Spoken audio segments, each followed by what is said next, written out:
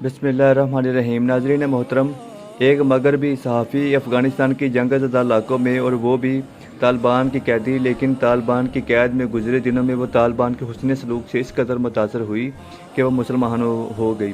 جی ہاں ناظرین، یہ کوئی فلمی کہانی نہیں بلکہ حقیقت ہے۔ برطانیہ کی مشہور صحافی یوان ریڈلی کیسے اسلام کی روشنی میں آ گئی، سچ جان کر آپ کو بھی حیرت ہوگی۔ آپ سے گزارش ہے کہ ہماری ویڈیو کو آخر تک ضرور دیکھے گا۔ ناظرین، یوان ریڈلی ایک مشہور برطانوی صحافی، ایک نڈر خاتون جنہوں نے اپنے کیریئر میں کئی جنگی علاقوں کا دورہ کیا۔ وہ برطانوی اخبار سنڈے ایکسپریس کے لیے کام کرتی تھی۔ ان کا کام سچ کو سامنے لانا تھا، چاہے جان کا خطرہ ہی کیوں نہ ہو۔ ستمبر 2001 امریکہ پر 9/11 کے حملے کے بعد دنیا کی نظریں افغانستان پر جم گئی تھیں۔ طالبان حکومت اور اسامہ بن لادن کی تلاش کا شور تھا۔ اس موقع پر یوان ریڈلی نے ایک جرأت مندانہ قدم اٹھایا اور طالبان کے زیر تسلط افغانستان کی حقیقت جاننے کے لیے سرحد پار کر گئی، اور وہ بھی غیر قانونی طریقے سے۔ لیکن ان کا بیس بدلنے کا منصوبہ ناکام ہو گیا اور طالبان نے انہیں گرفتار کر لیا۔ یوان ریڈلی سمجھ رہی تھی کہ اب ان کے ساتھ زیادتی ہوگی، اذیتیں دی جائیں گی، شاید مار بھی دی جائیں۔ لیکن جو کچھ ہوا، اس نے ان کے دل و دماغ کو جھنجھوڑ کر رکھ دیا۔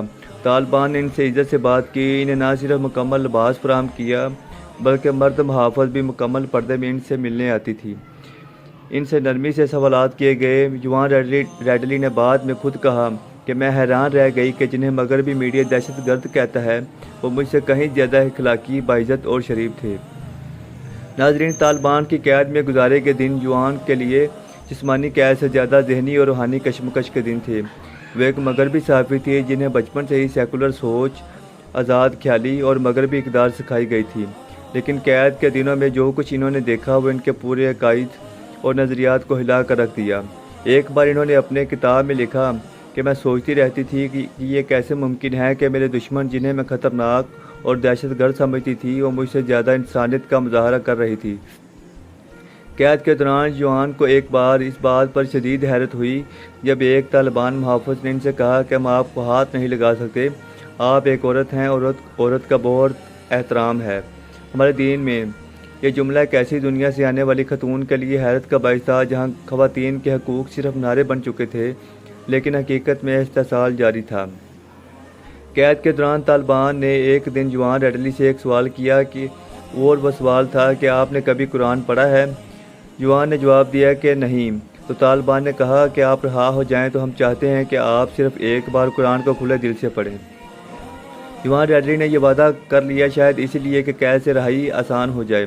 چند دن بعد طالبان نے یوان ریڈلی کو باعزت طور پر رہا کر دیا۔ نہ کوئی تاوان، نہ کوئی شرط، یہ سب کچھ یوان کے لیے ناقابل یقین تھا۔ واپس برطانیہ پہنچ کر یوان ریڈلی کا دل و دماغ پرسکون نہیں تھا۔ انہیں طالبان کے سلوک اور ان کے اخلاقی پر حیرت تھی، اور وہ پھر وعدہ یاد آتا اور انہوں نے انگریزی ترجمے کے ساتھ قرآن کریم کا مطالعہ شروع کر دیا۔ جو پڑھتی گئی، ایک نئی دنیا کھلتی گئی۔ قرآن کے پیغام میں وہ طاقت، حکمت اور سکون تھا جو انہیں کہیں اور نہیں ملا تھا، اور ان کا کہنا ہے کہ قرآن پڑھ کر میں نے محسوس کیا ہے کہ میرے تمام سوالات کے جوابات اس میں موجود ہیں۔ عورت کی عزت، عدل و امن، اللہ کی وحدانیت، سب کچھ واضح اور متاثر کن تھا۔ جب یوان نے قرآن کا مطالعہ شروع کیا تو سب سے زیادہ متاثر ہونے والی بات عورت کے مقام پر اسلامی تعلیمات تھی۔ انہیں قرآن میں وہ عزت، وقار اور تحفظ ملا جو مغربی کے سسٹم میں انہیں کبھی نہیں ملا تھا۔ انہوں نے کہا، میں نے سوچا تھا کہ اسلام میں عورت کا کوئی مقام نہیں ہوگا، لیکن حقیقت اس کے بالکل برعکس نکلی۔ اسلام عورت کو ماں، بہن، بیٹی اور بیوی کے ہر حصے میں عزت دیتا ہے۔ یوان نے اپنی کتاب طالبان میں اپنے اس روحانی تبدیلی کا تفصیلی سے ذکر کیا ہے۔ یوان آج بھی ہزاروں لوگوں کے دلوں میں جھنجھوڑتی ہیں۔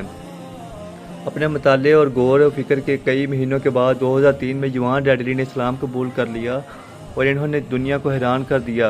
اور ایک برطانوی مغربی سیکولر صحافی فرض طالبان کے ساتھ قید میں رہی اور مسلمان کیسے ہو گئی۔ لیکن یہ کوئی وقتی فیصلہ نہیں تھا، یہ ایمان، تحقیق، تجربہ اور روحانی سفر کا نتیجہ تھا۔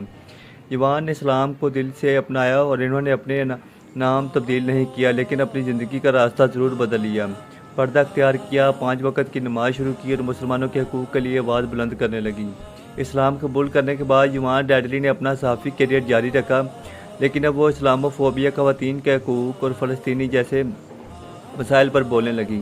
انہوں نے مغرب کی اسلام دشمنی بیانیوں کو للکارا اور دلیل و علم کے ساتھ اسلام کا دفاع کیا۔